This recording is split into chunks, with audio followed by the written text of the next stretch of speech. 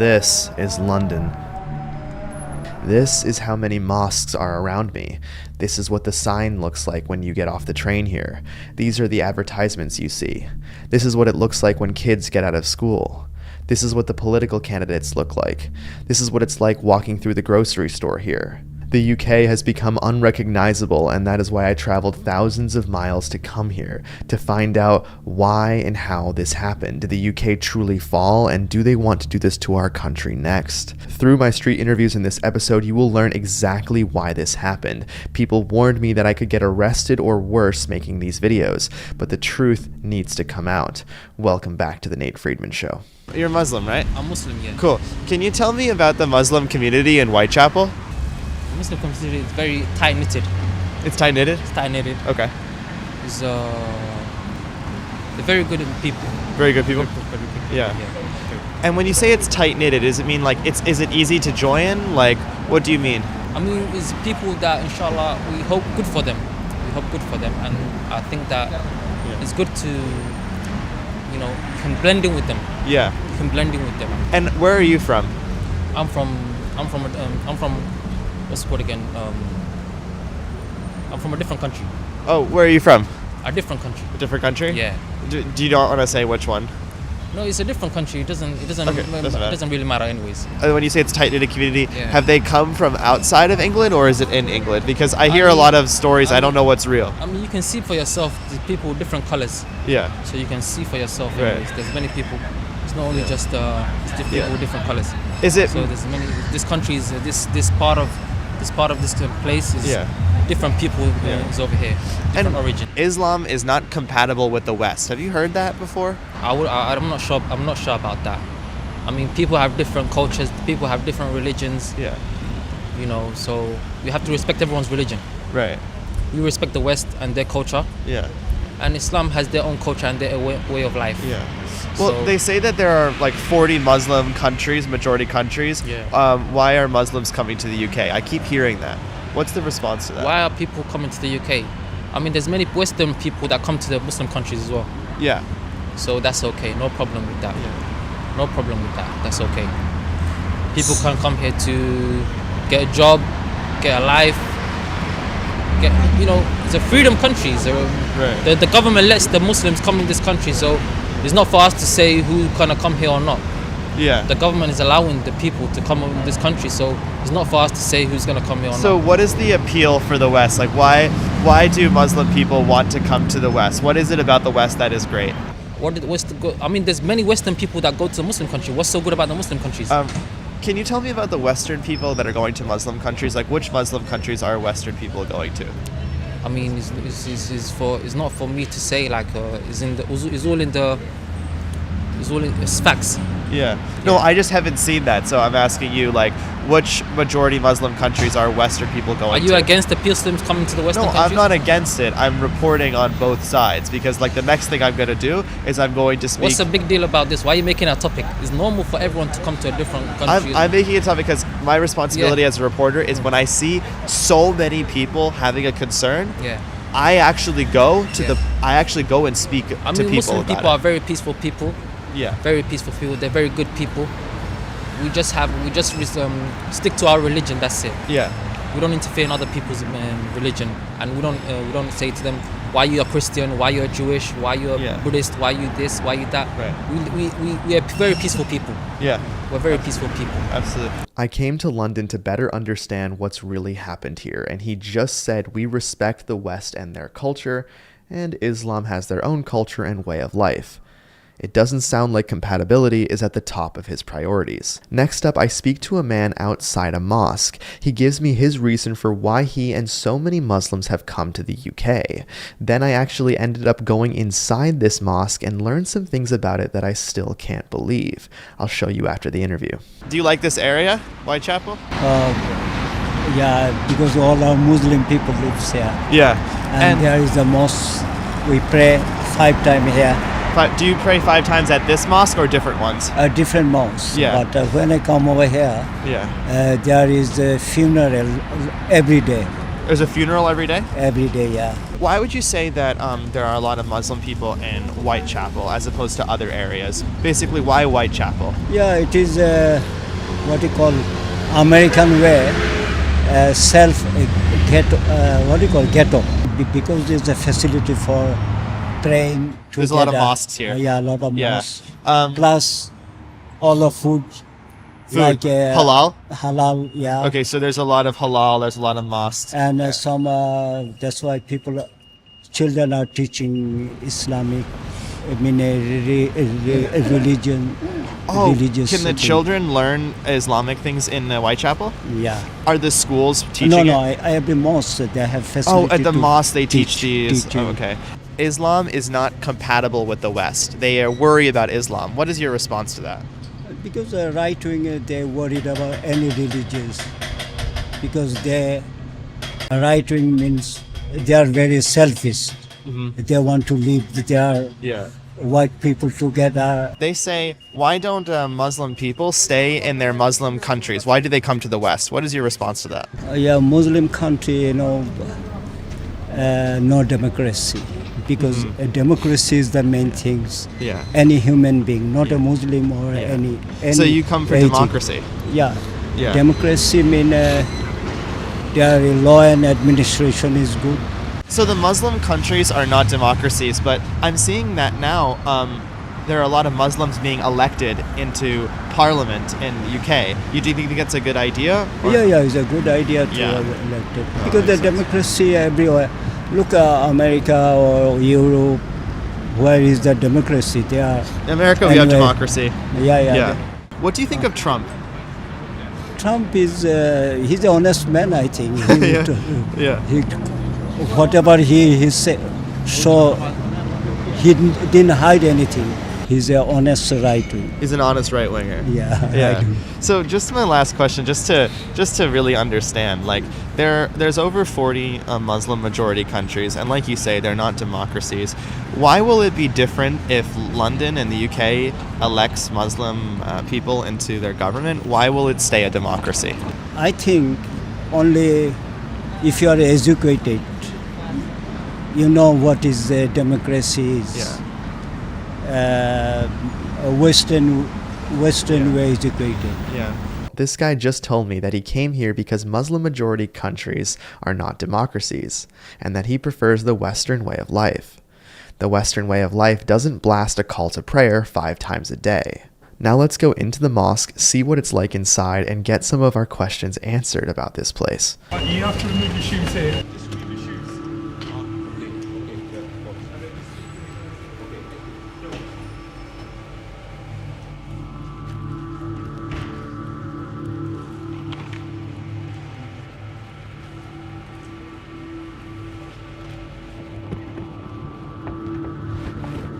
If you look at this building, it's huge. It covers the whole street. This giant Islamic center is connected to the mosque. Hey, how's it going? Looking to interview people in Whitechapel. Can I ask you a question? And how many people attend this mosque, would you say? In the Jummah to Friday, around 10,000. 10,000 Yeah. on one day? This is the busiest mosque in the Europe. In all of Europe? All of it. Wow, I didn't know that. One of the That's- busiest and Yeah. one of the biggest.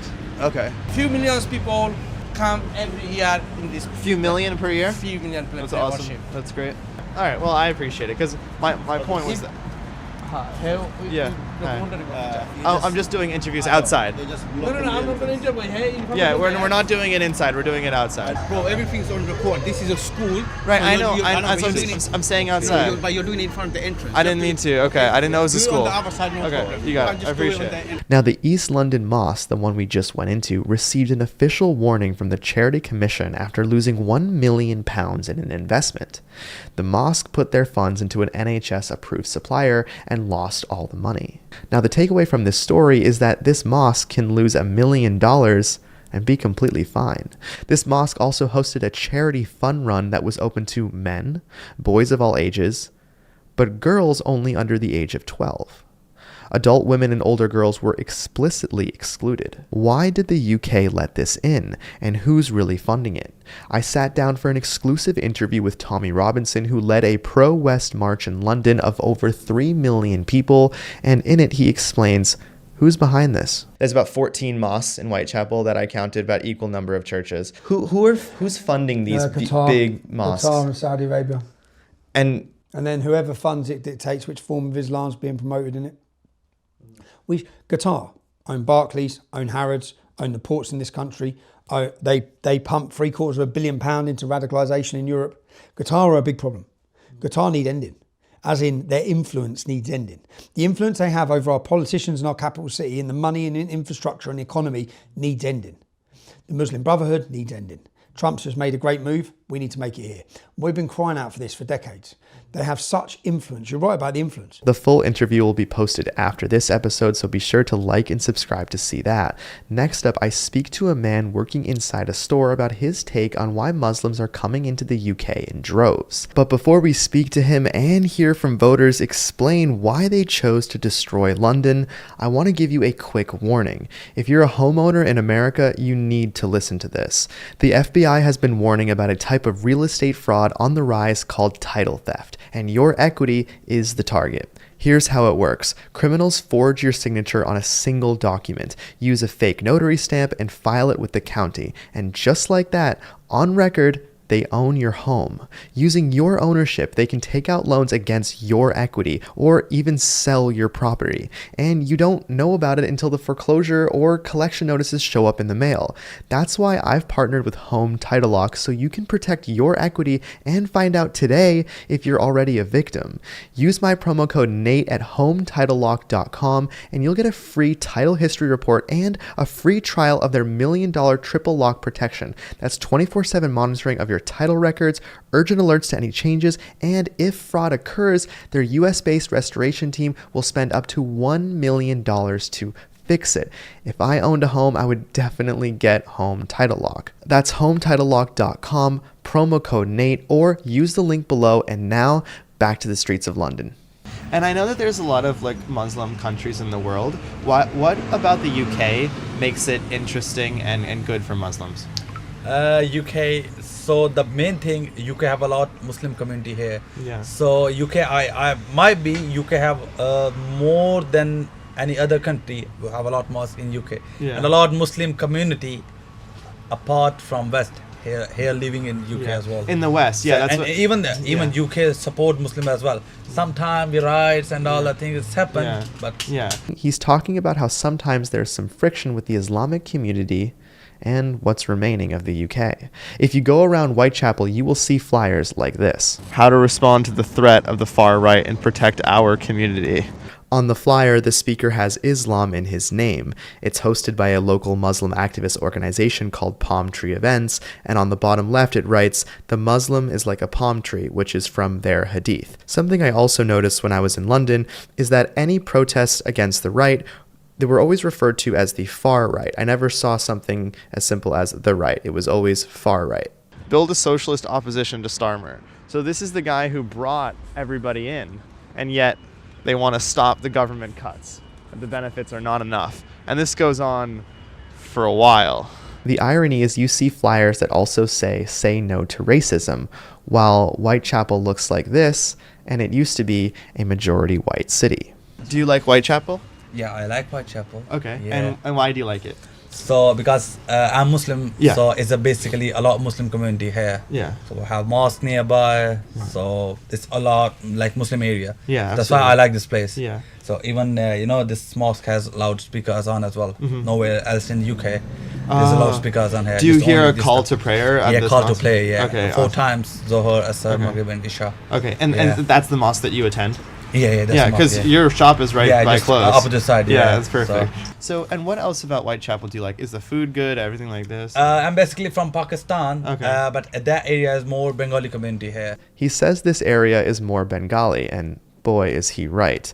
The sign at the train station is in Bengali. Whitechapel is a borough inside of what's called Tower Hamlets, and 60% of primary school students in Tower Hamlets speak another language other than English at home, most being Bengali. 1 in 3 adults here do not have English as their main language. If you walk up to just about anyone in Whitechapel and start speaking English, you'll get interactions like this. No English? What do you speak? Bengali. I'm not proper English, then I'm Bengali. Oh, you speak Bengali? Yes. Okay, Bengali. You speak Bengali. This is why when I asked a police officer in London about recruitment, he said this. Is it an increase of foreigners joining the British police? Trying to make it as diverse as possible because certain boroughs have different cultures. We want to encourage everyone to sort of join. A priority for the police is to make it diverse? In terms of dealing with the public, having cultures within the police also help. So you would prefer to have a Muslim police officer there? Not necessarily, but there will be times where we go to certain calls where English is not the first language. Yes. So having a diverse officer with us, a part of the team. So there's many neighborhoods around London that English is not the first language? Okay. I was talking to Tommy about the Bengali community here, and he brought up the size of the budget that these guys actually have, and take a listen to what they wanted to do with the money. Tower Hamlets actually fraudulently elected their own Bangladeshi mayor, who then become in charge of £1 billion budget. Now, back in 2013, we had an organisation, we were fighting to try and highlight this problem. In the end, he was ousted. They got rid of him. The government were able to remove him. But when he became in charge of £1 billion budget, his first plan was to put £1 million sculptures of headscarves at the entrance to Tower Hamlets. He took all the money away from any moderate groups and siphoned it to extremist groups. What we're witnessing across the country is not just Pakistani politics, but Islamic politics, corrupt politics. You came from Pakistan to the UK. Yeah. Your parents did or you did? No, I did my You did? because I just finished my study last month. Yeah. So now I'm graduated. So I'm pursuing my Congrats. job here. Yeah. I'm working here from 1.5 years. Islam is not compatible with the West. Have you heard that stuff before? Is it just you've heard that? No, What is your response to that? No, Islam is for anyone. If anyone wanna become a Muslim, it's easy. Yeah. Yeah, it's not like that. We are forcing people to come and convert their religious. Yeah. Islam is not like that. Yeah. Islam teaches us if anyone willingly and want to learn Islam, it's up to him. Yeah. We have a lot of people from Europe. Yeah. So London is basically a tourist hub. Yeah. So we have customer from France, Italy, and they're asking about Islam. Yeah. We recommend some books. Here's one of the books that's in his shop right behind me. Why Does Allah Let Bad Things Happen? And it's for kids. That's the kind of book that sells in Whitechapel, London. I see that the Muslim community in the UK is really growing. I think Islam is the top religious, growing in UK as well. In the UK, yeah. Even the Muhammad, our prophet, last prophet name, Muhammad sallallahu alaihi wasallam, is the top name in UK. The born boys, Muhammad is the top name in the UK. Top name in right? UK, yeah. And it's For part of that newborns. because Muslim people are encouraged to have a lot of children, right? And then- Yeah, more even we are 5 brothers. You have 4 5 of my brothers, are yeah. in Pakistan. Yeah, I'm only here. Yeah. He said it himself, and it's true. Mohammed is now the #1 name in England. If you walk around Whitechapel, everywhere you turn, you see at least one Muslim woman with a child. What's interesting is how they're getting the money to do this. So I did an interview with a woman that revealed to me that she and her children are living off purely government benefits while speaking almost no English. My English is not What do you speak? Bengali. Bengali? Okay. Does the government help you with food and housing? Yes. Yes, they do? Yes. How long have they been helping you for? When I come.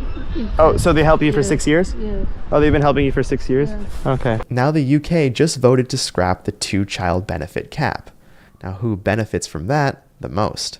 Muslim migrants. The 26% of Muslims living in England and Wales are living in subsidized housing. 32% of Muslims live in overcrowded homes compared to that of 6% from Christians in the UK. The birth rate in the UK is 1.4 children per woman. The Muslim UK birth rate has been cited as high as 3.4. You can conquer a country like this. Would you like to see more Muslims serving in parliament? Why not? Why not? Yeah. Why not? Yeah. And would you like to see them build more mosques toward central London? Because there seems like it's growing, the Muslim Yeah, population. if it's growing, Yeah. so if we don't have any space here, so yeah, we'll have to Build more, do right? More, yeah, Yeah. definitely, because it's our like praying area, Yeah. playing place. So yeah. It's easy to think that these places are just on the outskirts of London, but look at how close central London is from here. You can see it right there. It's a 15-minute train ride. Also, when I was in London, this is what the majority of towns looked like. You can travel anywhere around London and you will see hijabs everywhere. This is what a field trip looks like in central London. This is just what you see out of the bus window when you're driving around. This is what the bus stops look like. This is what people walking out of a hotel looks like. When you come here, you will find yourself wondering if you've landed in an Arab country. Are you worried that Sharia law could be implemented or no? It's already here. We have Trump in the United States. What do you think about Trump? I've been there as well. I've been there for maybe 6 days New York and maybe might be 7 days in Texas. Yeah. But it's good. Where in Texas did you go to? Dallas. Dallas, yeah. And we also have the big mosque there. You have a What's big the mosque in now? there, What's yeah. And New York we have Mamdani now. Yeah, it's good as well. Yeah. There's a lot of people on the right in the UK that say, go back to your country. What do you like? Nowadays, it's common here. Yeah. Maybe last month we'll have, rallies here for rights and all the things. Yeah. A narrative that people say is like a lot of the Muslim people in UK are on welfare, social benefits. Is it true or? I think so. I think so. Government provides something because I think they put asylum and all the things. So maybe after, if they got any, a paper to live here, then I think government is supporting them. Gotcha. The government is supporting the rise of Islam in the UK. The UK paid migrants £5 billion in just 1 year, which is over $6.5 billion to live in their country. Now, all while this invasion is happening and paid for, British citizens are left out on the streets. I saw more homeless people in London than anywhere I've ever been to. I saw more trash on the street than any city I've ever been to. People warned me not to have my phone out when I walked around London because over 100,000 phones are snatched annually. Signs are placed on the road to warn you about phone snatchers. That's what London residents now have to deal with. The Muslim community here, though, looks out for each other. They have things like Muslim Aid and the Islamic Relief Center, which has raised £200 million in a single year and operates in Gaza, Yemen, and Somalia. You walk into the Islamic Relief Center and they're playing Arabic music, selling Qurans, and you forget what country you're in.